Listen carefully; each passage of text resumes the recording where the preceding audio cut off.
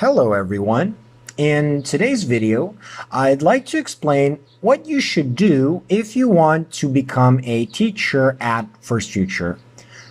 We've gotten a lot of emails from people who didn't quite understand the hiring process, so we thought we'd reply to everyone by making this video and walking you all through the process step by step. I'll show you the official way to apply. Before making this, I got in touch with the company's HR and IT departments, and they demonstrated to me how applications are made, organized, selected, and passed or failed. Everything is done through an applicant tracking system, which is the official connection between the applicants and HR. This walkthrough will explain how it works, as there are several links circulating on social media that are not all valid as they don't all go through it. The first thing you want to do is go to referral.firstfutureedu.net, and this is the application link. Hiring agents and mentors use similar links for their dedicated referrals, but those end with their IDs. So by applying through here, you're not referring to anyone as the person who recommended the company to you. The link just starts that way because it's the gateway for all applications, whether you were referred by someone or not. Okay, now that you've opened the page, fill in the first application form.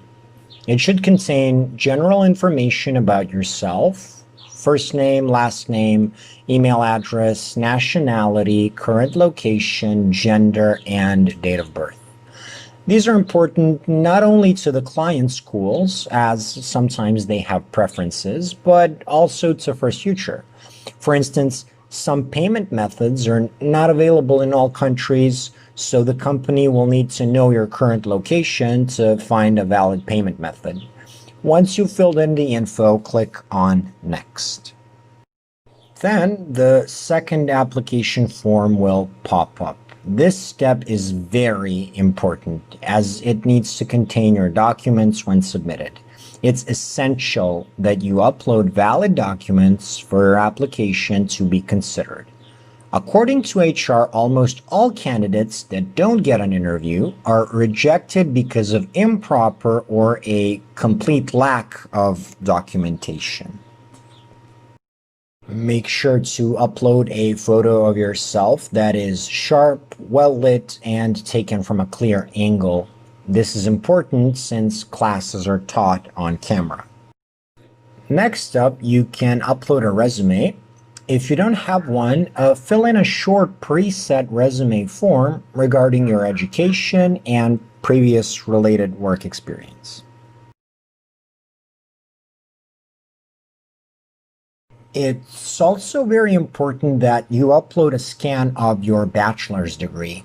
English language and education-related majors are preferred, but almost any major will do. New Chinese law strictly states that all online teachers working with China need to be BA holders, so this step is a vital requirement. Last but not least, upload your teaching certificate. Again, by Chinese law, foreign English teachers are obliged to be TEFL, TESOL, or CELTA certified by an accredited institution, and all certificates must have a tracking number so that they can be validated. The TEFL and TESOL also have to be at least 120-hour courses. If you do not have a teaching certificate, check out the links in the description for where to acquire one. You can also tick yes or no where it asks about whether you're a BA holder at the end of the page.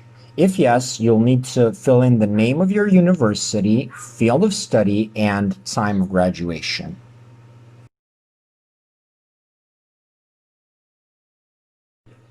Remember, it's extremely important to upload your documents properly and that you possess a valid teaching certificate and BA to get an interview. Make sure that your application is complete to pass to the next stage. Once you have completed everything, again, click on Next. The third application form will open, and you can tick whether or not you already have experience teaching. This is important as more experienced teachers are prioritized due to teaching skill and work history. You can also choose to name the person who recommended the company to you. If you were referred by an agent, you probably used their dedicated link to apply altogether. Tick the box that says you accept the application's privacy policy regarding the security of your personal information, and you're ready to hit submit and officially send your complete job application for review. The tracking system will automatically tell you whether or not you've qualified for an interview based on your application credentials. If yes, congratulations. You'll be prompted to schedule the interview at your convenience. Click on Continue to do so. You'll see several notifications on the following page. First, a very important notice about punctuality. Many candidates apply weekly, so it's very important that you stick to your scheduled interview. Make sure to show up for your interview on time. Next, the scheduling platform automatically adjusts to your time zone. This is a very useful feature as you don't have to worry about the time difference between you and Chinese Standard Time just yet. The final notice we'll discuss once the calendar below is explained. The calendar is fairly easy and intuitive to use. According to your own time zone, find a date that you're available to have an interview on and click on it. A list of available time slots will appear on the right, again according to your own time zone. Choose the time that works for you and click on the blue Confirm button.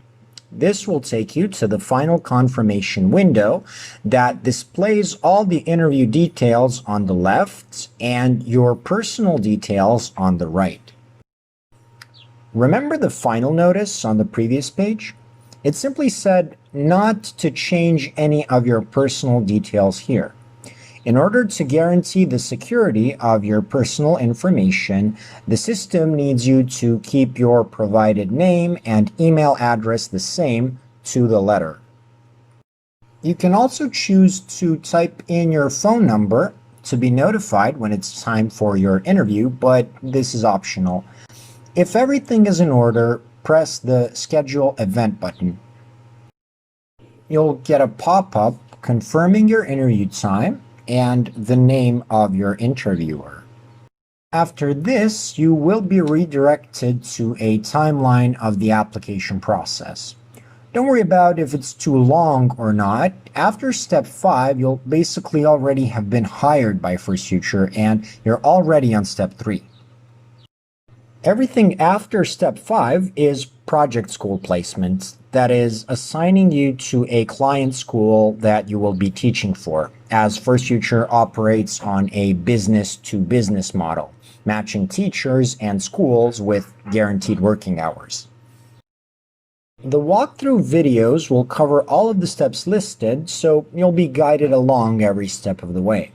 For now, check your email inbox for 2 emails confirming your interview appointment. The first one is called Confirmed Interview with So-and-so on the date of your interview, or the Calendly confirmation email. It contains the details of your interview, the time, and the name of the person who will be conducting it, approximately how long it's going to last, and it gives you the link and password that you will be using to join, as interviews are conducted through an application called Zoom. Remember to join the link and type in the provided password about 10 minutes before your interview is scheduled. The second email is titled Your First Future Interview Details, Important Info. This one goes into more detail on how the interview is conducted. It explains that the appointment consists of the interview itself and a short mock class if you pass the screening process. This will be a good point for you to get a sense of how well your interview went. If you pass, you'll be asked to do a short mock class right after. The rest of the email talks about tips for passing the mock class, but we will talk more in depth about that in the next video. For now, just make sure to click here to see the material that you will be teaching in the mock class. This is actual lesson material that is taught in our classes. You can also download it if you wish. It will be loaded as a PowerPoint presentation in a virtual classroom for the mock class, so make sure to get well acquainted with it.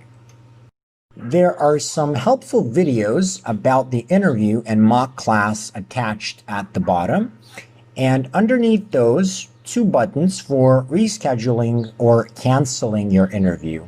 You can do this if it's absolutely necessary, but again, we'd highly appreciate it if you'd only choose a time that you can definitely commit to. At this point, you can wait for the interview and practice teaching the material that was delivered to you. You don't need to prepare much for the interview itself, as it's just a general meet and greet where the interviewer will ask some basic questions to get to know you better and will determine if your audio and video are clear and sharp enough. You'll also get a chance to ask any questions you might have. We'll talk more about how to prepare for your mock lesson in the next video. And well, that's all for today. You can find the next video here, and we'll see you there. Goodbye.